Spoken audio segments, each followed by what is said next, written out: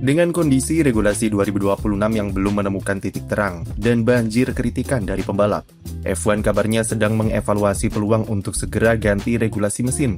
Pembicaraan untuk kembali ke konfigurasi mesin V8 kabarnya sudah dibawa kembali ke meja perundingan untuk segera dibahas prospeknya dalam beberapa tahun ke depan. Dorongan untuk segera ganti regulasi ini semakin mencuat setelah banyaknya kritikan dan impresi negatif terhadap regulasi 2026, di mana dengan pembagian power listrik nyaris 50-50, itu membuat tuntutan manajemen baterai menjadi sangat besar. Adanya super clip yang membuat mesin F1 seperti ngempos di tengah-tengah lurusan, kemudian pendekatan kualifikasi yang berubah menjadi adu hemat baterai, sampai masalah safety, karena perbedaan kecepatan ketika di mode baterai yang berbeda, membuat FIA harus memodifikasi regulasinya yang baru berjalan 3 balapan.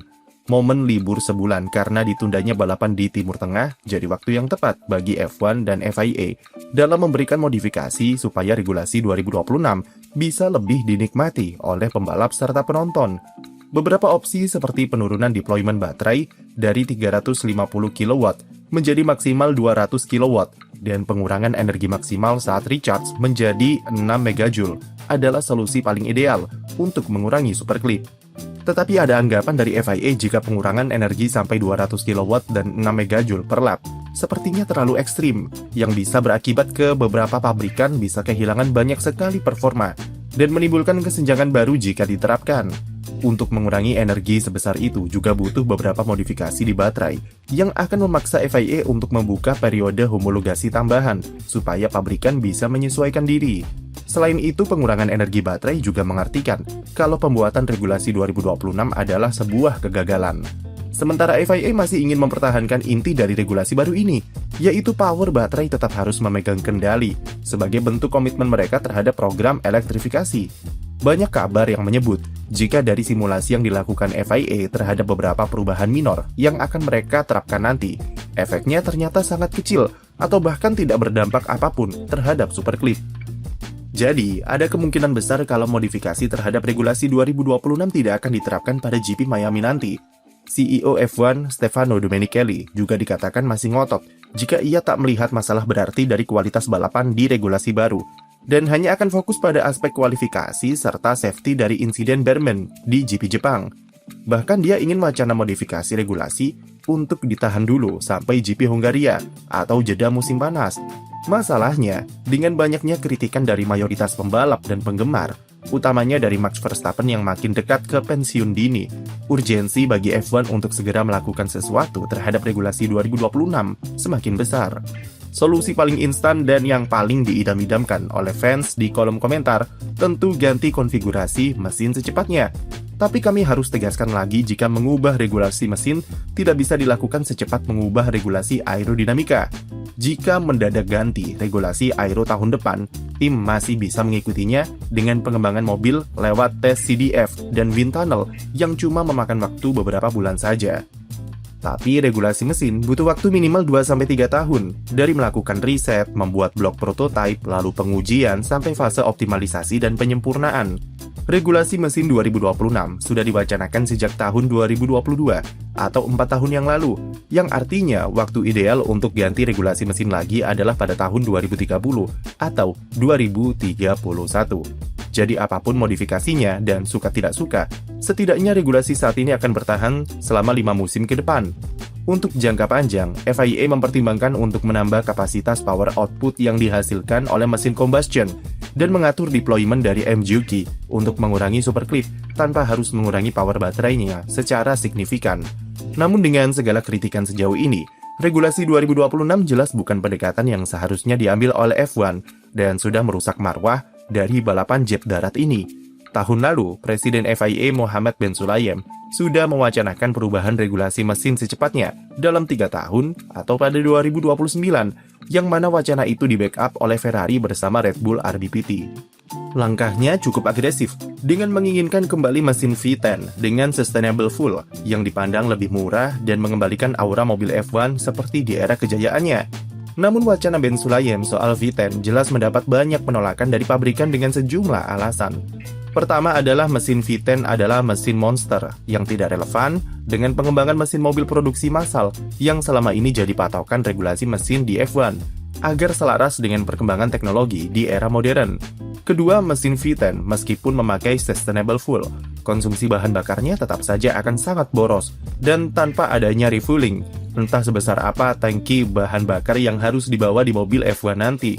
Butuh teknologi efisiensi BBM untuk menekan konsumsi bahan bakarnya, yang diproyeksikan akan memakan biaya yang jauh lebih mahal. V10 ditolak.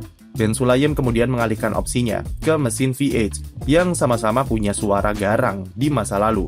Bahkan dia juga mengusulkan untuk membatalkan penerapan regulasi baru 2026 dan kembali ke regulasi sebelumnya sampai tahun 2028 atau 2029 supaya bisa segera ganti ke V8. Namun wacana itu sudah pasti ditolak oleh pabrikan seperti Mercedes, Audi, dan Honda. Alasan terbesarnya adalah mereka sudah berkomitmen waktu dan biaya untuk mengembangkan regulasi 2026 yang membuat mereka tak punya kapasitas untuk kembali memakai mesin regulasi lama.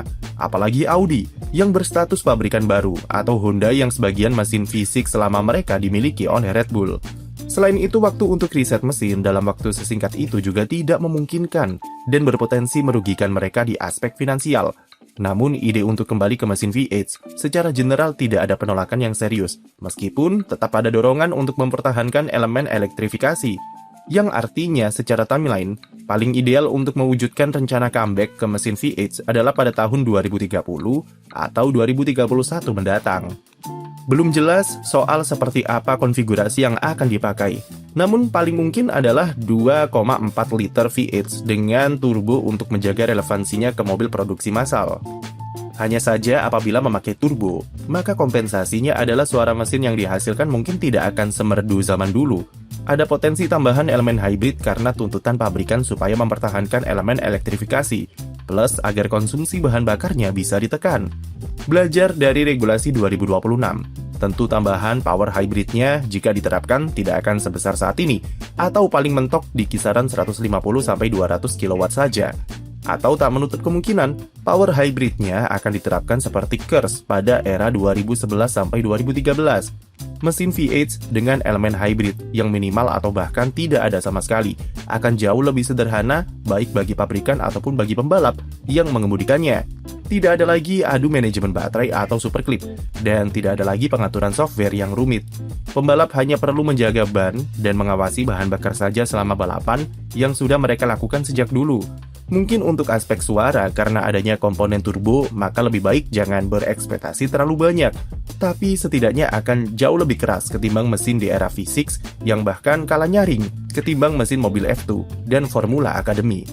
Mungkin juga terlalu jauh untuk membahas seperti apa mesin V8 yang akan diterapkan nantinya, karena sampai sekarang masih di tahap wacana dan belum masuk ke agenda resmi dari FIA. 2031 juga masih 5 tahun lagi, yang berarti mau tidak mau pembalap dan penonton harus menikmati sajian yang apa adanya dari regulasi 2026. Sekarang semua ada di tangan FIA, soal modifikasi apa yang akan mereka lakukan untuk minimal membuat regulasi saat ini terlihat lebih natural dan memperbaiki impresinya bagi pembalap.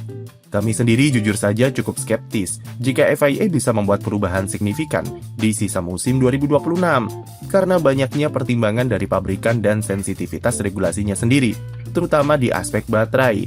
Dengan segala resikonya, perubahan yang bisa memuaskan semua pihak mungkin saja baru bisa diterapkan musim depan.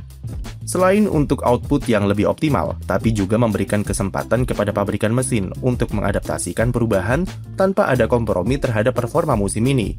Bare minimum bagi FIA adalah mereka harus bisa mencari solusi agar balapan bisa berjalan lebih aman dan mencegah insiden seperti Oli Bearman di Suzuka terulang lagi.